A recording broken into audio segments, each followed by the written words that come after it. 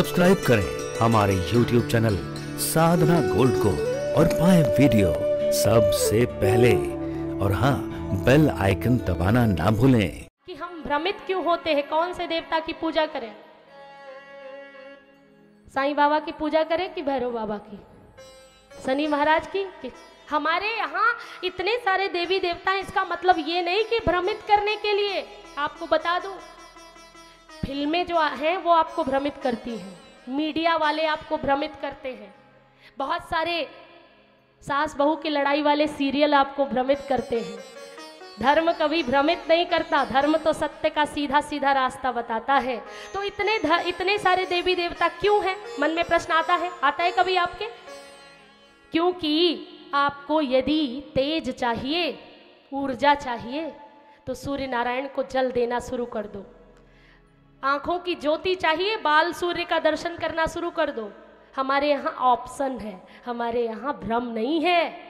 आपके पास इतने सारे ऑप्शन हैं। यदि क्योंकि देवता तो हमारी पृथ्वी भी है, देवता तो अन्न भी है, देवता तो वायु भी है, देवता तो जल भी है।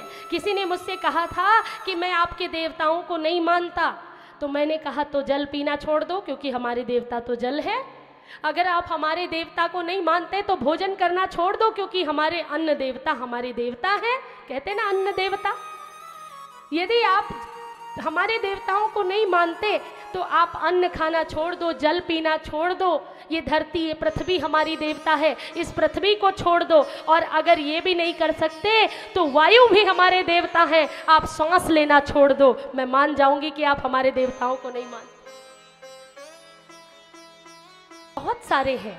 यदि शक्ति चाहिए तो दुर्गा की आराधना करो, यदि भक्ति चाहिए तो हनुमंत लाल से सीख लो, उनके चरणों में बैठ जाओ।